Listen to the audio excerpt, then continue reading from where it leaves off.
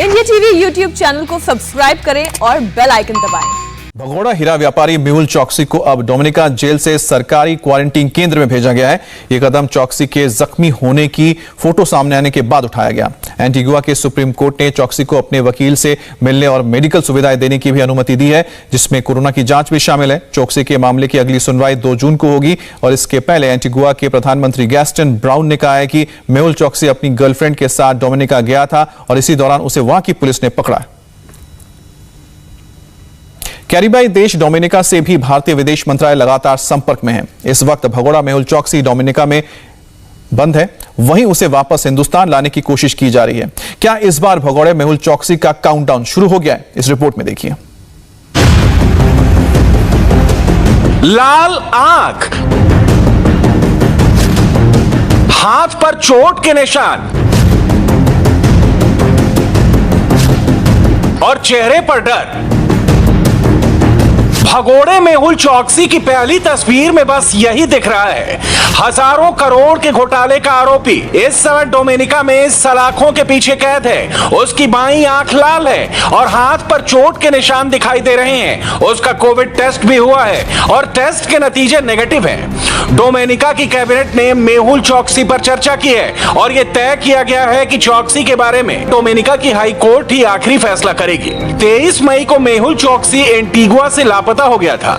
Antigua के PM Gaston brownie ने भी साफ कर दिया है, मेहुल चौकसी को एंटीगुआ की नागरिकता अब तक नहीं मिली है। मेहुल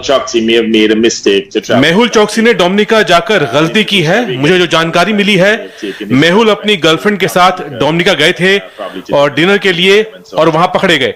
डोमिनिका सरकार उसको वापस भारत भेज सकती है क्योंकि वो अब भी भारतीय नागरिक है। अगर वो मेहुल को वापस एंटीगुआ में भेज सकते हैं, जबकि मुझे पता है कि मेहुल की एंटीगुआ की नागरिकता अभी तक पक्की नहीं हुई है। कतर एग्जीक्यूटिव का बॉम्बार्डियर ग्लोबल 5000 एयरक्राफ्ट डोमिनिका के डगलस चार्ल्स एयरपोर्ट पर लैंड कर चुका है। फ्लाइट रडार नाम की एक वेबसाइट के मुताबिक ये प्राइवेट एयरक्राफ्ट गुरुवार को दिल्ली से रवाना हुआ और स्पेन होते हुए 28 मई की शाम तक डोमिनिका पहुंच गया। सबसे बड़ा सवाल यह है कि इस प्लेन पर कौन डोमिनिका आया है और किस व्यक्ति को लेकर यह प्लेन डोमिनिका से रवाना होगा। मेहुल चौकसी के पास साल 2017 से एंटीगुआ की नागरिकता है और हाल ही में वो एंटीगुआ से गायब हो गया था। मेहुल चौकसी के वकील का दावा है कि उसका अपहरण किया गया था। हालांकि एंटीगुआ के पुलिस कमिश्नर इस बात से इनकार कर रहे हैं। हमारे पास एक व्यक्ति के गायब होने की सूचना थी, उसकी तलाश शुरू हुई। उसके बाद हमें डोमिनिका से यह सूचना मिली कि मेहुल चौकसी से मिलता जुलता एक शख्स डोमिनिका में मिला है। डोमिनिका में बात करके हमने उसकी आइडेंटिटी से जुड़ी जानकारी शेयर की। इसके बाद यह कंफर्म हो गया कि मेहुल चौकसी वही डोमिनिका में ही है। क्या हमारे पास ये जानकारी है कि उन्हें जबरदस्ती एंटीगुआ से डोमिनिका ले जाया गया था? हमारे पास ना तो ऐसी कोई जानकारी है और ना ही ऐसी कोई सूचना मिली है कि उन्हें जबरदस्ती वहां ले जाया गया था। From Antigua that he was forcefully removed. Mehul चौकसी के गायब होने के बाद इंटरपोल ने नोटिस जारी किया था। फिर 25 मई को उसे डोमिनिका में पकड़ा गया। डोमिनिका की सरकार के मुताबिक मेहुल चौकसी अवैध तरीके से डोमिनिका आया था। अभी वो कस्टडी में है और उससे पूछताछ की जा रही है। डोमिनिका की सरकार मेहुल चौकसी को एंटीगुआ के हवाले करना चाहती है। हालांकि एंटीगुआ के प्रधानमंत्री गैस्टन ब्राउन ने मेहुल चौकसी को भारत के हवाले करने के लिए कहा था। एंटीगुआ की मीडिया रिपोर्ट्स के मुताबिक चौकसी के वकील ने डोमिनिका के हाई कोर्ट में राहत के लिए याचिका दायर की है। डोमिनिका से 14,000 किलोमीटर दूर मुंबई में मेहुल चौकसी के घर की दीवारें जांच एजेंसियों के समन और नोटिसों से भरे हुए हैं। मुंबई के बालकेश्वर में गोकुल अपार्टमेंट में 9वीं और 10वीं मंजिल पर मेहुल चौकसी का डुप्लेक्स फ्लैट है।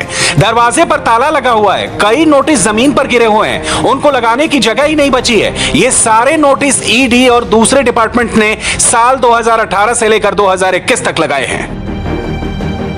हीरा कारोबारी मेहुल चौकसी ने फर्जी दस्तावेजों का इस्तेमाल करके पंजाब नेशनल बैंक से 13,500 करोड़ रुपए की ठगी की। उसके भांजे नीरव मोदी ने भी इस घोटाले में उसका साथ दिया और नीरव मोदी फिलहाल लंदन की जेल में बंद है। मामा और भांजे की इसी जोड़ी ने मिलकर भारत के इतिहास का सबसे बड़ा बैंकिंग घोटाला किया।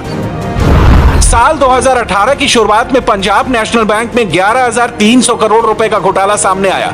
इस घोटाले में नीरव मोदी के साथ उनकी पत्नी एमी, उनके भाई निशाल और चाचा मेहुल चोकसी मुख्य अभियुक्त हैं। सीबीआई और प्रत्यर्पण निदेशालय यानी ईडी को भी मेहुल चोकसी की तलाश है। फरवरी 2018 में प्रवर्तन निदेशालय ने मामले में दखल दिया। नीरव मोदी के मुंबई, सूरत और दिल्ली के कई दफ्तरों पर छापेमारी की गई।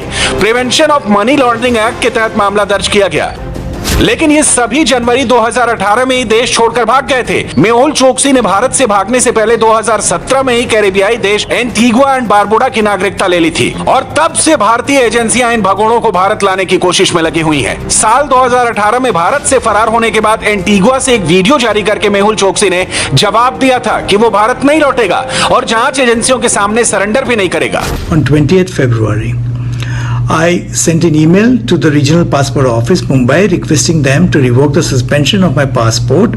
However, I did not receive any reply from the Regional Passport Office.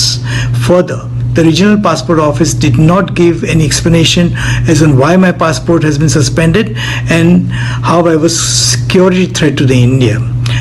Hence, as my passport was suspended, there was no question of surrendering the same. Mehul Choksi खराब सेहत का बहाना बनाकर भारत आने से इनकार कर चुका है। कभी कभी वीडियो कॉन्फ्रेंसिंग के जरिए ही उसकी पेशी होती है। भारत में उसकी कई संपत्तियां भी जब्त की जा चुकी हैं। मेहुल चोकसी के मुंबई में 15 फ्लैट हैं और 17 ऑफिसेज हैं। कोलकाता में मॉल है, अलीबाग में फार्म हाउस है। देश के 6 राज्यों में उसकी करोड़ों की जमीन है। फरार होने के बाद चोकसी ने आरोप लगाया था कि भारत सरकार के साथ मिलकर इनकम टैक्स, ईडी और सीबीआई सबने मिलकर उसकी हजारों करोड़ की संपत्ति जब्त कर ली। I was not in India. I was having my medical procedure at that particular time, and they nearly seized 5,000 to 6,000 crores of my merchandise, properties, and everything.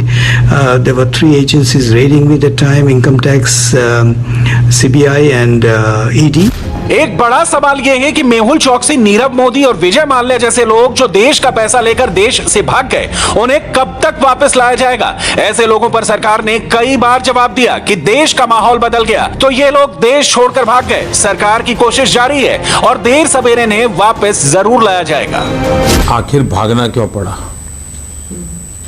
अगर पहले जैसी सरकार होती, यही दोस्ताना चलता, लूटना है लूटते चले, देना है देता चले, खाना है खाता चले, तो फिर उनको भागना भी नहीं पड़ता। इन लोगों को भागना इसलिए पड़ रहा है कि यहाँ पर उनको कानून नियमों का पालन करना पड़ेगा, पाई पाई चुकता करनी पड़ेगी, और इसलिए भागे हैं। जो भागे हैं उनको लाने के लिए अंतर्राष्ट्रीय कानून होते हैं, अंतर्राष्ट्रीय नीति नियम होते हैं, उसका पूरा उपयोग किया जा रहा है। ऐसे भगोड़ों के लिए मजबूत से मजबूत हमने कानून बनाए हैं, उनकी संपत्ति जब्त करने का कानून बनाया है। इतना ही नहीं, विदेशों में उनकी संपत्ति है तो उसको भी जब्त करने का कानून बनाया है। इसलिए सरकार के हाथ में जितने विषय हैं उनका पूरी तरह हम उपयोग कर रहे हैं, और मैं विश्वस्त हूं कि पहले इस देश से भागे हुए कोई वापस नहीं आए। इस सरकार के समय भागे हुए लोग आज नहीं तो कल कभी न कभी आएंगे। डिप्लोमेटिक चैनल से भी प्रयास हो रहा है, कानूनी तरीके से भी प्रयत्न हो रहा है, कानून बना करके संपत्ति जब्त करने की दिशा में भी प्रयास हो रहा है, और हम हिंदुस्तान का पाई पाई जो चुराने वाले लोग हैं, हम पाई पाई वापस लाने के लिए प्रतिबद्ध है। मेहुल चोकसी और नीरव मोदी दोनों ने पंजाब नेशनल बैंक से यह कहकर रुपया लिया कि विदेशों में धंधा जमाना है, और फिर फर्जी कंपनियों के जरिए सारे पैसों का घोटाला कर दिया। जांच एजेंसियां जब तक दोनों को पकड़ने की कोशिश करती, तब तक दोनों 7 समंदर पार भाग गए। लेकिन कानून के हाथ बहुत लंबे हैं। इस घोटाले का मुख्य आरोपी चोकसी का भांजा नीरव मोदी लंदन की जेल में बंद है, और मेहुल चोकसी डोमिनिका में पकड़ा गया है। आज नहीं तो कल ये जरूर भारत में सलाखों के पीछे होंगे। नमस्ते, मैं हूं मीनाक्षी जोशी। वीडियो और खबरों से अपडेट रहने के लिए India TV YouTube channel subscribe करें, बेल आइकन दबाना ना भूलें। जुड़े रहें इंडिया टीवी के साथ।